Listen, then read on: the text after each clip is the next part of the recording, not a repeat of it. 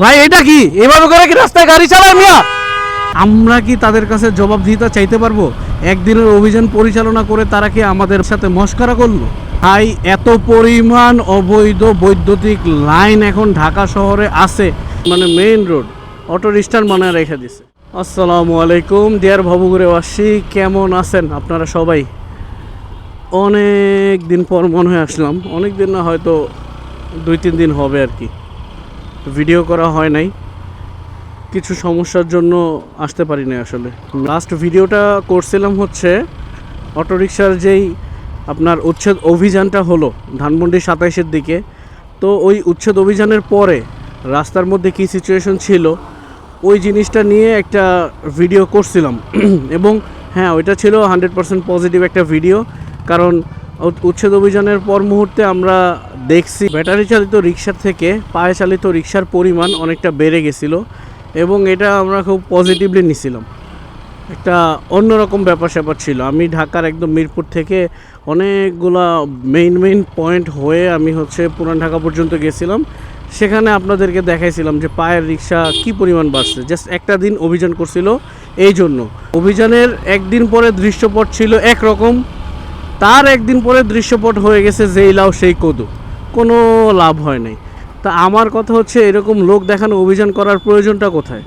আপনারা যদি অভিযান পরিচালনা করতেই হয় তাহলে রেগুলার বেসিসে ঢাকার মেইন যে পয়েন্টগুলো ওই সব জায়গায় আপনারা সুন্দরভাবে অভিযানটা পরিচালনা করেন। ওই দিনকার অভিযানটার পরে যেভাবে করে অটোরিকশা কমে গেছিলো, এইটা আপনারা আমার আগের ভিডিও দেখলে বুঝতে পারবেন যে আপনার অটোরিকশা দেখা যেতেছিল না, সব পায়ের রিক্সা বেশিরভাগ, মানে আপনার 80%-ই আমি পায়ের রিক্সা দেখছি, অটোরিকশা দেখি নাই। একদম মিরপুর থেকে শুরু করে সব জায়গায় জাস্ট ওই একদিন অভিযান হয়েছে, তো আর একটা জায়গায় একটা এরিয়ার মধ্যে অভিযান হয়েছে, যার কারণে এটার আর কোনো আমূল কোনো পরিবর্তন আসে নাই। তো আলটিমেটলি লাভ হয় না কিছুই, ওইটা লোক দেখানো অভিযান। আপনারা অভিযান পরিচালনা করেন, আপনারা আবার তাদেরকে পুরস্কার দেন মানবিক কারণ দেখে। মানবিক কারণ যদি আপনার দেখাইতে হয় তাহলে আপনি সবাইকে দেখাবেন। আইন তো সবার জন্য সমান, আপনারা যে আইন সবার জন্য সমান আইন প্রয়োগ করছেন, তো এরপর আবার মানবিক দিক দেখাইছেন।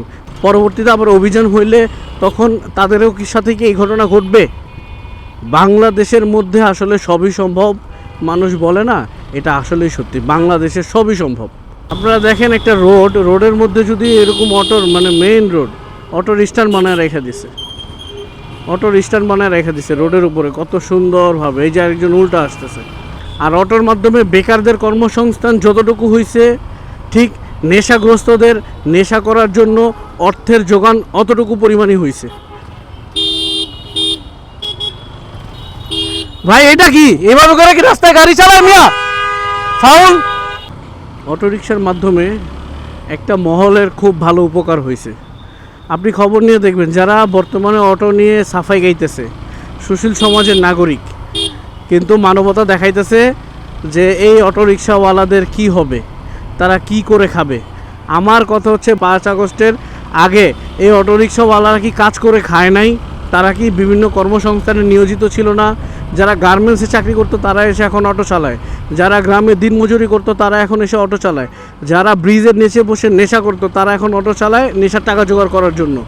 এই রকম নানান ধরনের ঘটনা ঘটতেছে এবং যারা সুশীল সমাজের নেতৃবৃন্দ হয়েও অটোরিকশার পক্ষে সাফাই গাইতেছে, এই লোকগুলোর খোঁজ নিয়ে দেখবেন প্রত্যেকটা মানুষের 150টা 20টা 30টা করে অটোরিকশা রাস্তার মধ্যে চলতেছে, তারা কিনে ভাড়া দিয়ে দিছে এবং সেটাই চলতেছে। তা আমি বলবো যারা হচ্ছে এইসব অটোরিকশার পক্ষে সাফাই গায়, খোঁজ নিয়ে দেখেন ভেতরেই ঘাপলা আছে। ভাই এত পরিমাণ অবৈধ বৈদ্যুতিক লাইন এখন ঢাকা শহরে আছে, সেটা আপনারা কল্পনা করতে পারবেন না।